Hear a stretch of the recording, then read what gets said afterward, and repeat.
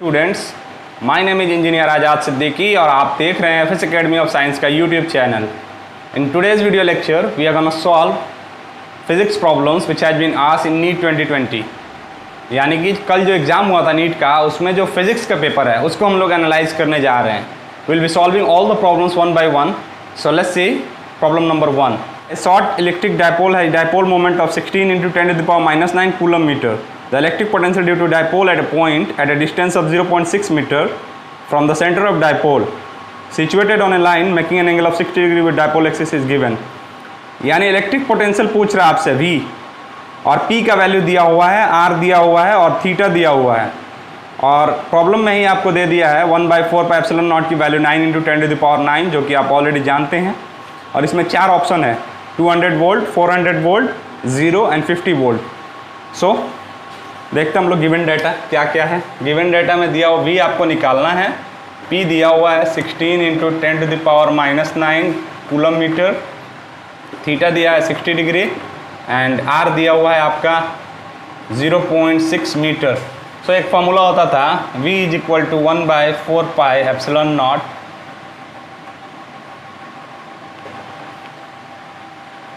V cos theta by R² - L² cos square theta.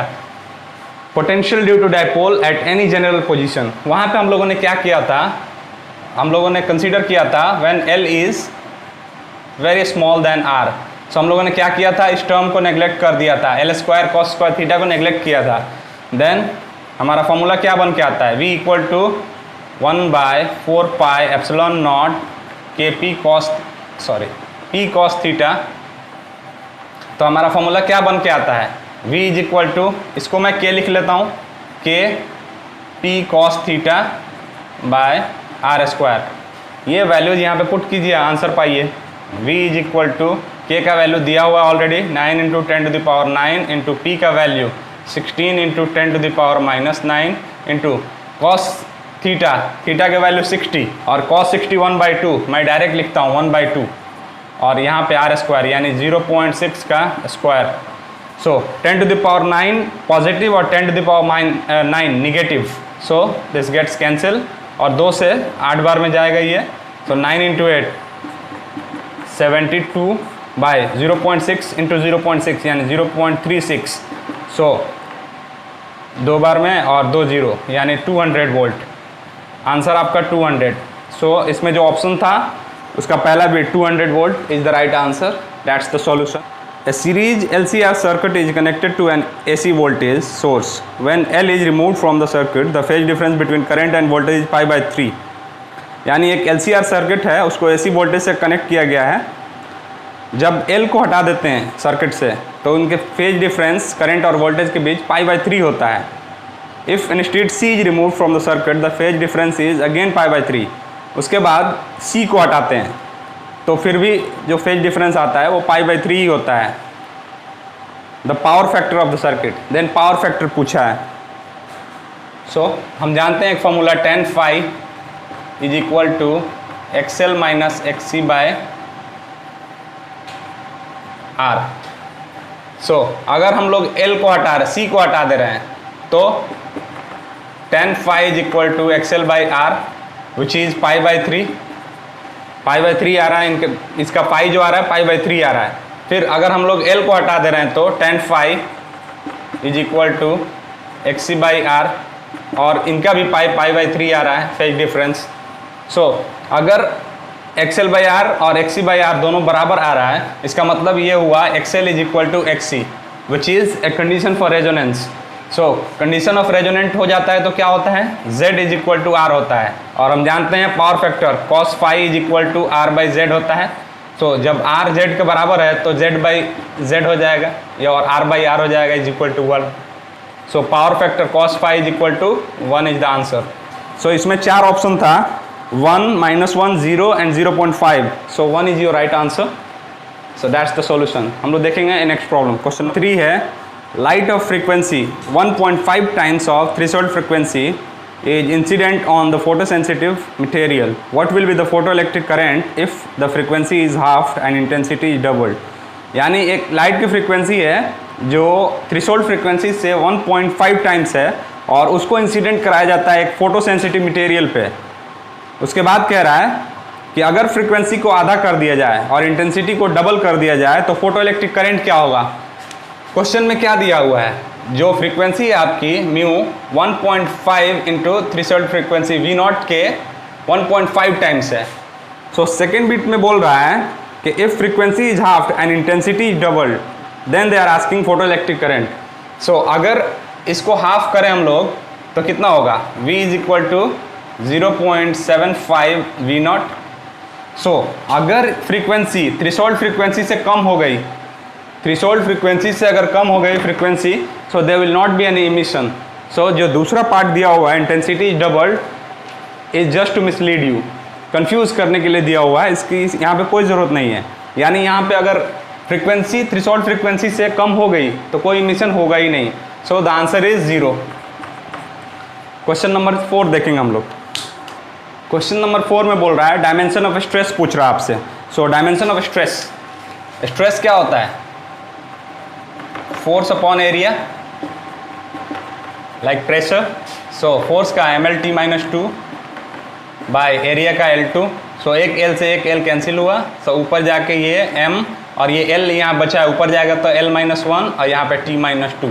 So ML-1 T-2 is the answer. So ML-1 T-2 is the answer for stress. So stress का जो dimensional formula है ये है। Next problem देखेंगे हम लोग। Question number 5, an electron is accelerated from rest through a potential difference of V volt if the de Broglie wavelength of electron is 1.227 into 10 to the power minus 2 Newton meter, the potential difference is। so lambda दिया हुआ है, यहाँ पे lambda की value दिया हुआ है 1.227 into 10 to the power minus 2 nanometre में, और lambda इक्वल टू क्या होता है, lambda equal to 1.227 nanometre by under root V होता है, और यही V हमको निकालना है, ये फॉर्मूला है। सिर्फ लैम्डा का वैल्यू यहाँ पे रखेंगे V का निकलेगा। So 1.227 into 10 to the power minus 2, unit convert करने की ज़रूरत नहीं है क्योंकि ये भी नैनोमीटर का वैल्यू है और ये भी नैनोमीटर। इतना सिंप्लीफाई करके उन्होंने क्वेश्चन सेट किया है। So 1.227 into 10 to the power minus 2 equal to 1.227 by under root V।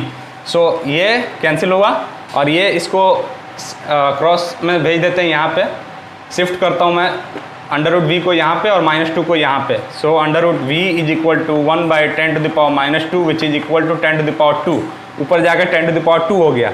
So V से यहाँ पे अंडर रूट हटाऊँगा तो यहाँ पे आके 10 टू द पावर 2 का स्क्वायर बनेगा, ठीक है। So V is equal to 10 to the power 4 is the answer. ये था question number 5। The capacitance of a parallel plate capacitor with air as medium is 6 microfarad. With the introduction of dielectric medium, the capacitance becomes 30 microfarad. The permittivity of medium is, यानी medium की permittivity पूछ रहा है। दिया क्या क्या है, C is equal to 30 and C0 is equal to 6। तो हम जानते हैं C is equal to KC0। So यहाँ से अगर हम K निकाल रहे हैं तो C by C0, so 30/6 which is 5। So K is equal to 5 निकला, और हम जानते हैं डाइलेक्ट्रिक कांस्टेंट K क्या होता है, एप्सिलॉन R, रिलेटिव परमिटिविटी के बराबर, ठीक है। और इस क्वेश्चन में परमिटिविटी ऑफ फ्री स्पेस की वैल्यू ऑलरेडी दे रखा है 8.85 इंटू 10 टू द पावर -12, ये क्वेश्चन में दे रखा है। सो क्या रिलेशन होता है रिलेटिव परमिटिविटी का परमिटिविटी ऑफ मीडियम से। सो EM का वैल्यू होता है epsilon nought epsilon R। So permittivity of medium equal to 8.85 into 10 to the power -12 into ये 5 निकला है ER। सो 5 से मल्टीप्लाई कर दीजिए, let me use the calci. 8.85 into 5 which is 44.25 into 10 to the power -12।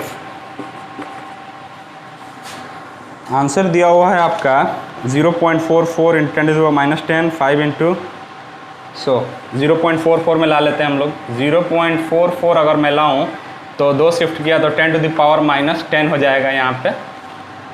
Coulomb square per Newton.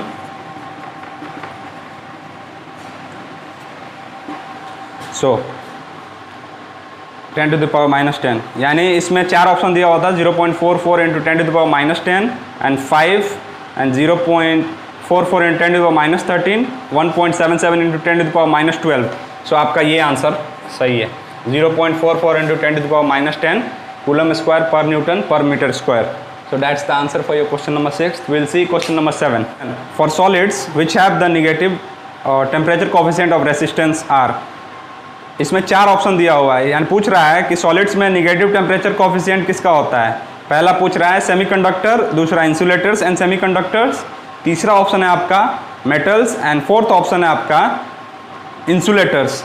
So temperature coefficient metals का positive होता है, जबकि इंसुलेटर्स एंड सेमीकंडक्टर्स का नेगेटिव होता है temperature coefficient. So your answer is second bit, insulators and semiconductor.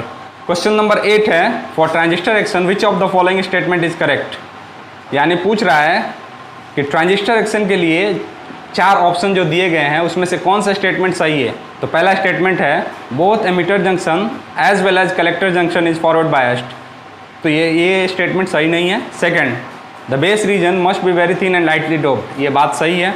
अगर आपने थोड़ा सा भी सेमीकंडक्टर्स पीएन जंक्शन के बारे में पढ़ा होगा तो आपको मालूम है कि base region very thin and lightly doped होता है। तीसरा, base emitter and collector regions should have same doping concentration, सही नहीं है ये बात।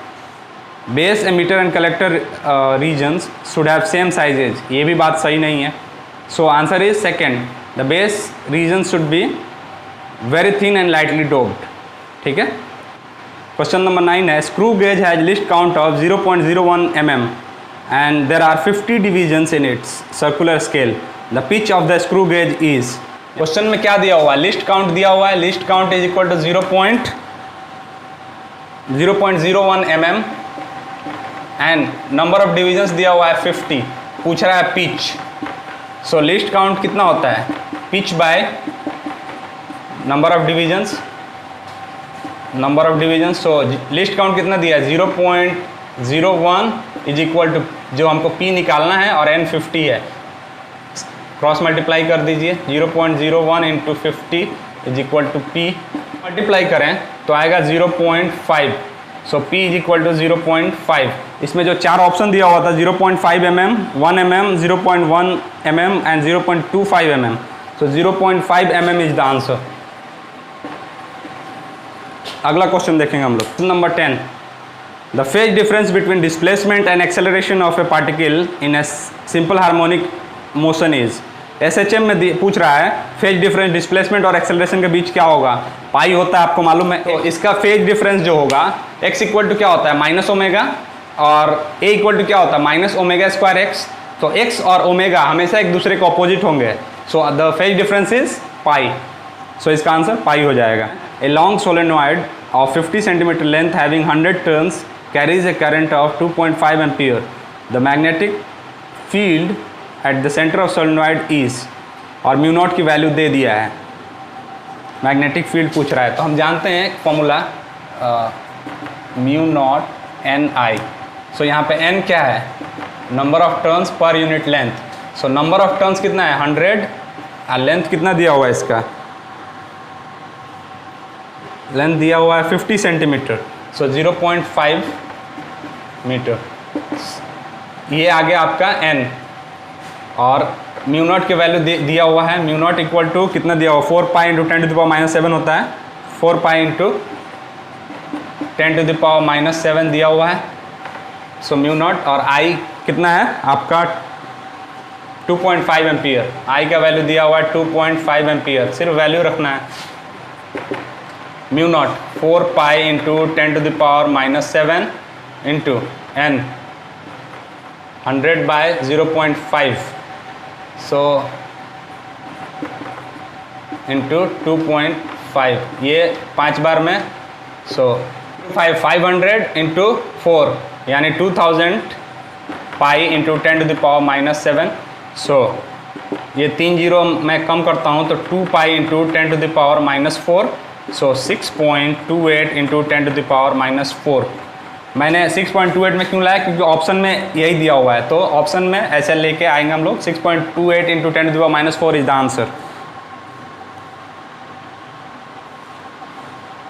तो इसका थर्ड बिट होगा 6.28 इंटू 10⁻⁴। इसमें 4 ऑप्शन जो दिए थे, 6.28 into 10⁻⁵t, second 3.14 into 10⁻⁵, and third 6.28 into 10⁻⁴, and fourth one 3.14 into 10⁻⁴। तो थर्ड जो बिट है वो होगा इसका आंसर। अगला क्वेश्चन देखेंगे हम लोग। अगला क्वेश्चन है, ए ball is thrown vertically downward with a velocity of 20 metre per second from the top of A tower. It hits the ground after some time with a velocity of 80 metre per second. The height of tower is, और जी का value आपको 10 लेना है। सो इसमें option दिया हुआ है 320 metre, 300 metre, 360 metre and 340 metre. यानी एक टावर है, यहाँ से ये ग्राउंड है। सो यहाँ से u is equal to 20 metre per second दिया हुआ है, ये h है, और v यहाँ पे हो जाता है 80 मीटर पर सेकेंड, और ये a के g का वैल्यू दिया है, आपको लेना है 10 metre per second square. So v square minus u square is equal to 2gh लगाइए। यहाँ पे माइनस जी माइनस h होगा, अल्टीमेटली 2gh ही होगा। सो यहाँ पे फॉर्मूला लगाइए आप, 80 square minus 20 square is equal to 2 into 10 into h आपको निकालना है। So 6400 minus 400 is equal to 20h, यानी 6000। ये 400 निकला, इसमें 6000 इज इक्वल टू 20h। सो 0 से 0 एंड 2 से 300 टाइम्स में। So h is equal to 300 metre answer. बहुत सिंपल सा क्वेश्चन था ये। अगला क्वेश्चन देखेंगे हम लोग। The colour code of resistance is given below. ये एक फिगर दिया हुआ है, इसमें इसको येलो बोला है, इसको वॉयलेट, ब्राउन एंड गोल्ड। तो बोला है इसका कलर कोड क्या होगा। सो इसके लिए हम लोग एक बीबी रॉय वाला एक्सप्रेशन देखते हैं। कलर कोड ऑफ रेसिस्टेंस के लिए आपने ये एक्सप्रेशन पढ़ा होगा, बीबी रॉय वाला। सो ब्लैक के लिए नंबर 0 है, ब्राउन का नंबर 1 है, और multiply 10 to the power 0, 10 to the power 1। तो हमको ज़रूरत किसकी है, येलो की। येलो देखते हैं 4, ठीक है। वॉयलेट देखते हैं 7, थर्ड मल्टीप्लायर है ब्राउन। सो ब्राउन का 10 टू द पावर 1, यानी 10 टू द पावर 1 यानी 470, 10 से मल्टीप्लाई किया तो। और गोल्ड का हम जानते हैं टॉलरेंस कितना होता है, ±5%। तो इसको आंसर किलो ओम में दिया है, तो मैं किलो ओम में लिख देता हूँ। सो इसमें 4 ऑप्शन दिया हुआ है, 4.7 kilo ohm, 5%, 470 kilo ohm, 5%, and 470 kilo ohm, 5%, और fourth one 47 kilo ohm, 10%। So that's the answer, 470 kilo ohm, 5%। So that's the answer. अगला प्रॉब्लम देखते हैं हम लोग। नेक्स्ट प्रॉब्लम है, the Brewster angle in IB for an interface should be.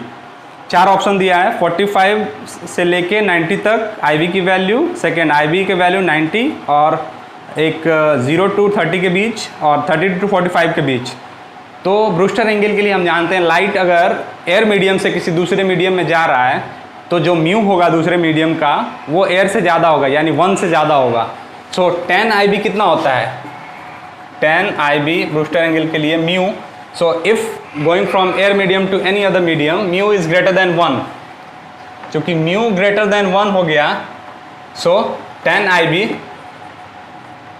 Is greater than 1 लिख सकते हैं हम लोग। और 1 कितना होता है, 10 इनवर्स 1 45 डिग्री होता है। So IB equal to greater than 45 degree. So जो फर्स्ट ऑप्शन आएगा 45 to 90 के बीच, उसी को हम लोग लिखेंगे, IB equal to 45 to 90। So that's the answer for your problem number 14। 15 देखेंगे। Ray is incident at an angle of incidence I on one surface of a small angle prism with angle of prism A and emerges normally from the opposite surface. If the refractive index of the material of the prism is mu, then the angle of incidence is nearly equal to। एक prism है जिसका ये angle दिया हुआ है A, और एक light ऐसे पास कर रही है, ये एंगल ऑफ इंसिडेंस I बना के, और यहाँ से जो निकल रही है तो ये नॉर्मल चली जा रही है, 90 डिग्री पे निकल जा रही है। अगर 90 डिग्री पे निकल रही है, सो ये एंगल ऑफ इमरजेंस 0 हो गया। तो जब एंगल ऑफ इमर्जेंस जीरो हुआ तो R2 भी जीरो हो जाएगा, और हम जानते हैं R1 प्लस R2 क्या होता है, A। सो अगर R2 zero, angle of emergence zero हुआ, नॉर्मल निकल रही है, सो R2 आपका जीरो हो गया। सो R1 इज इक्वल टू क्या हुआ, A, ये R1 है, ये R2, so R1 equal to A। तो स्नेल्स लॉ लगा देते हैं, इसका म्यू है और इसका 1, so 1 sine I is equal to mu sine R1, और R1 किसके बराबर है, 1 sine I is equal to mu sine A। चूंकि एंगल ऑफ प्रिज्म छोटा है तो हम साइन I को I लिख सकते हैं, साइन थीटा को थीटा लिखा जा सकता है। सो यहाँ पे साइन I को हम I लिख सकते हैं और यहाँ पे mu into A। So that's the answer. Two cylinders A and B of equal capacity are connected to each other by a stop cork. A contains an ideal gas at standard temperature and pressure. B is completely evacuated. The entire system is thermally insulated. The stop cork is suddenly open and process is, यानी एक container है और ये दूसरा container है, तो दोनों एक दूसरे से कनेक्टेड हैं।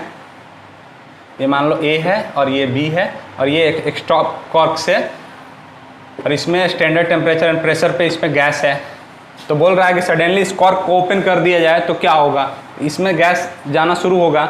चूँकि दोनों सिस्टम थर्मली इंसुलेटेड है, the process will be adiabatic, adiabatic process होगा ये। अगला देखते हैं हम लोग प्रॉब्लम।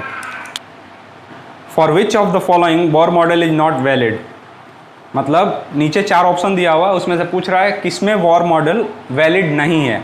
तो फर्स्ट ड्यूट्रॉन एटम, आपको मालूम है 1 इलेक्ट्रॉन ड्यूट्रॉन एटम में, ठीक है। Second single ionised neon atom, इसमें ज़्यादा होते हैं इलेक्ट्रॉन। हाइड्रोजन में 1 होता है, ज़रूर लगेगा। सिंगल आयोनाइज्ड हीलियम एटम, यानी He+ है, एक निकला इलेक्ट्रॉन, तो एक ही बचा हीलियम के पास, He+ है, यानी 2 थे, एक निकला। So the answer is second, singly ionised neon, क्योंकि इसके पास ज़्यादा इलेक्ट्रॉन है। सो इस पर नहीं लगेगा Bohr model. Answer is single ionised neon atom. 2 bodies of mass 4 kg and 6 kg are tied to the ends of a massless string. ये string जो है वो मासलेस है। The string passes over a pulley which is frictionless. चलिए, जो पुली से पास हो रहा है वो भी फ्रिक्शनलेस है।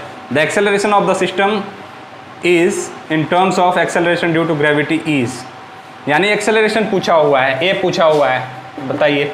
ये मान लेते हैं m1 और ये मान लेते हैं m2 है। So m1 minus m2 into g by m1 plus m2। So a is equal to m1 कितना माने हम लोग, 6 minus 4 into g by 6 plus 4। So a is equal to 2g by 10, यानी g by 5। So a is equal to g by 5। इसमें 4 option दिया हुआ था, g by 5, g by 10, g and g by 2। So g by 5 is the answer. ये था आपका question number 18। Question number 19 देखेंगे हम लोग।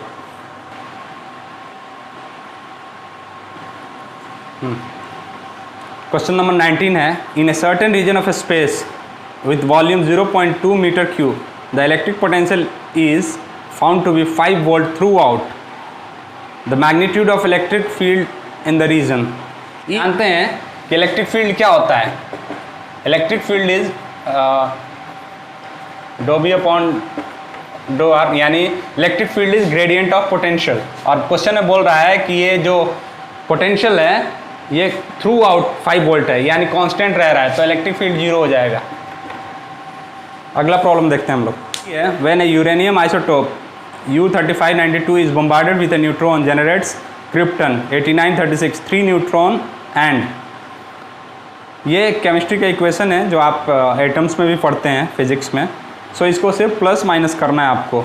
ये एक यूरेनियम का दिया हुआ है U23592, बोल रहा है कि जब इसको एक न्यूट्रॉन से बम्बार्ड किया जाता है तो, ठीक है, तो बोल रहा है कि ये क्या देता है, क्रिप्टन। कितना, 8936 प्लस 3 न्यूट्रॉन्स। और उसके बाद ये जो निकालना है हमको, ये निकालना है हमको। यहाँ पे ए देखते हैं हम लोग, ए इज इक्वल टू, यहाँ पे एक तरफ देखते हैं A 89 plus 3 plus A is equal to, इधर कितना है 235 प्लस 1, ये ऊपर वाला A 89 plus 3 plus A is equal to 235 plus 1, so A is equal to 236 minus ये 92 इधर आया, 89 प्लस 3 92, सो माइनस कीजिए 4 और 4 1 144, ए आपका निकल गया 144। और z आपका देखिए इधर कितना है 92 है इधर, और इधर कितना है 36 प्लस 0 प्लस z, सो ये इधर लाइए 92 minus 36 is equal to z, so आपका ये बचा 6 ये 8 56, सो z आपका निकल गया 56। तो जो आपका ये आया 144 एंड 56, ये क्या होता है बेरियम होता है। अगर आपको ये इक्वेशन पता है तो इतना सब करने की ज़रूरत नहीं है, आप डायरेक्ट बेरियम लिख के निकल सकते हैं। अगर आपने एटम पढ़ा भी होगा, थोड़ा सा भी देखा होगा, तो ये इक्वेशन कई बार आपके सामने आया होगा, तो इतना करने की ज़रूरत नहीं है। तो यहाँ पे जो आपका आ जाएगा वो क्या होगा, बेरियम है, इसमें मिला लीजिए barium 144 56, so that's the answer. So जो आपका आंसर में दिया हुआ था क्रिप्टन 101 36, यानी फोर्थ ऑप्शन है आपका, बेरियम 144 56 फोर्थ ऑप्शन। अगला देखेंगे हम लोग। नेक्स्ट प्रॉब्लम है the energy equivalent to 0.5 gram of a substance E equal to mc² लगाइए, यानी m दिया हुआ है आपका 0.5 ग्राम, kg में कन्वर्ट कीजिए 0.5 बाय 1000, तो 105 बाई 10 टू द पावर ये 10 into 1000, so 5 into 10 to the power -4 kg, ठीक है। So E equal to mc² होता है, so E is equal to 5 into 10 to the power -4 into 3 into 10 to the power 8 into 3 into 10 to the power 8, इसको square भी लिख सकते हैं आप, 5 into 3 45 into 16 minus 4 into 10 to the power 12,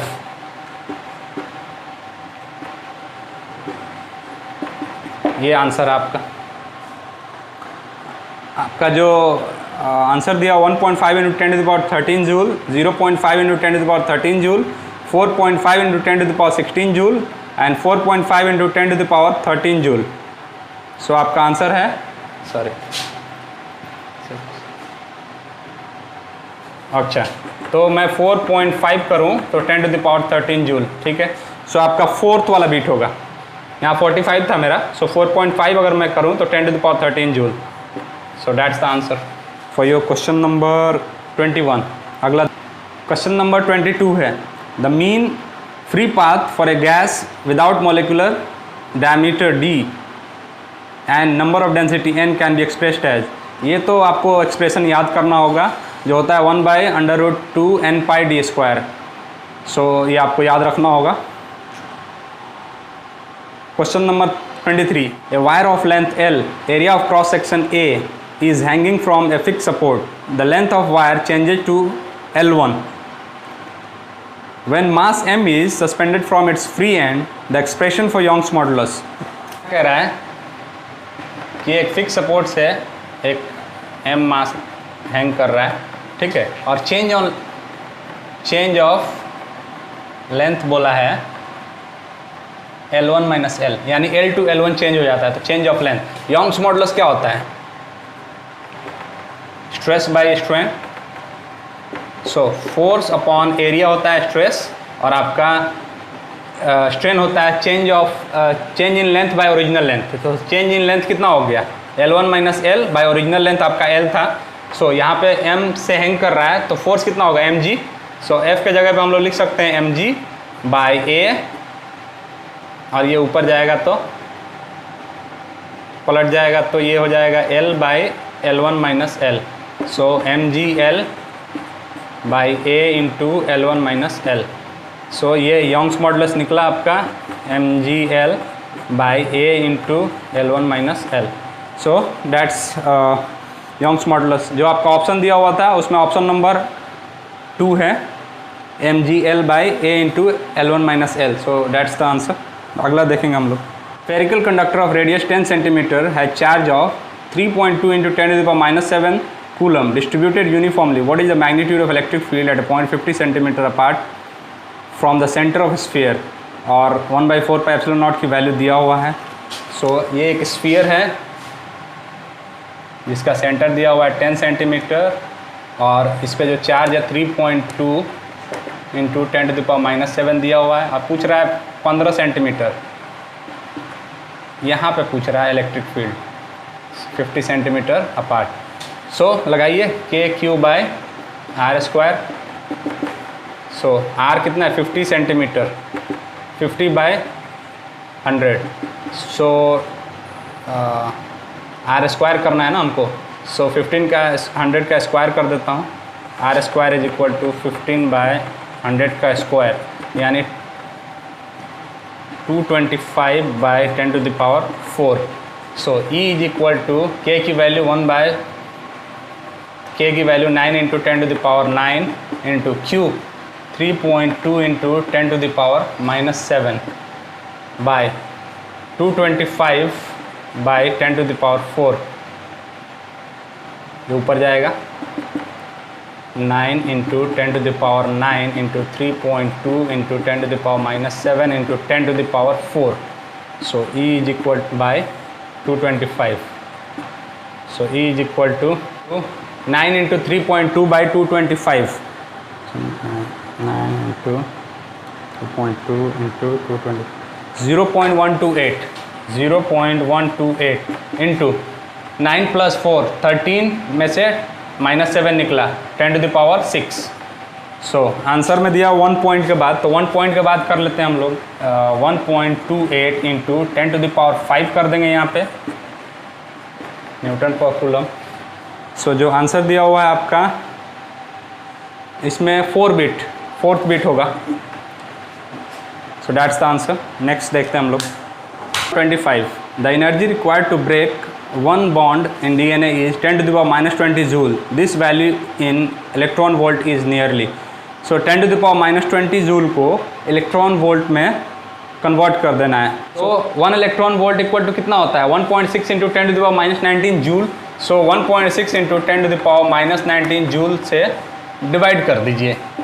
so 0.625 into 10 to the power minus 20 है और 10 to the power minus 19 ऊपर जाकर 10 टू द पावर 19 हो जाएगा. So 0.625 into 10 to the power minus 1 यानी 0.0625 electron volt. 10 to the power minus 20 joule कितना हुआ. So that's the answer. Answer में आपका ऑप्शन क्या दिया हुआ है 0.06 यानी ये 10 to the power minus 20 joule. ये राउंड ऑफ कर दिया यहाँ पे. So 0.06 electron volt is the answer.